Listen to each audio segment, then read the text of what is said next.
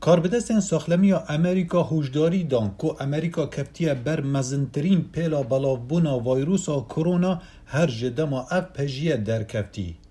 ریوبرا ناوندا کنترول کرنا نخوشیان دکتر روشل والنسکی دبیجد ریجا پیکفتین اومیکرون با آوی که برچاو زیده بویه. هرچند زاروک کمتر دکرنن نخوشخانه دا لهش تا یک جهر 4 زاروکن واکسین ورد نگرتین نخوش دکون.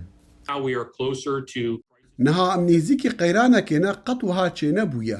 جور اومیکرون یا ویروسا کرونا آستکینی لامریکا تومار دکت که ناونجیا پیکفتیان 668,000 کسین پوزیتیفن ده هر روژه که دا. کسک جه نخوشین کوویدی باور ندکر او دی گلک نخوش بن. نخوشخانه لسران سری ولاتی بتنی دکارن 17,000 نخوشان دروژه که دا ور بگرن. لی آسته بلندیه پیکفتیان کرونا باندور لسر هجمارا کارمند و جهی بو نخوشین کرونا و ین نه کرونا ده نخوشخانه دا دکت. بدریجایا کاری خواه من اف ندیدیه. زیده بونا اومیکرون دبستان لشیکاگو ناچار کرن وگرنه و بو خویندنا اونلاین و گرجی کتا دناوبرا ماموستا و شارداریه لسر رنمایین کووید 19.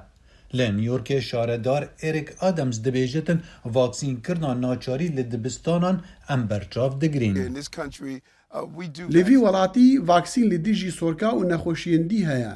شاردار ولایت کالیفرنیا پتر جه 200 نوبدار نشتمانی بسر پنجین جهن تاقی کرنا کرونای بو آلی کاری کرنا کارمندین ساخلمی بلاف کرن کو زحمتیا به دست خستنا تاقی کرنان اگر اکا سرکی بو زیده بونا پیکفتین کرونای لوه ولایته.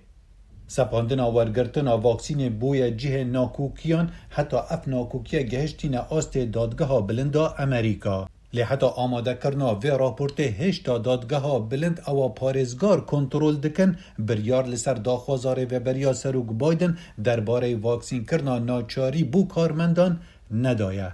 خالد فتاح، دنگ امریکا.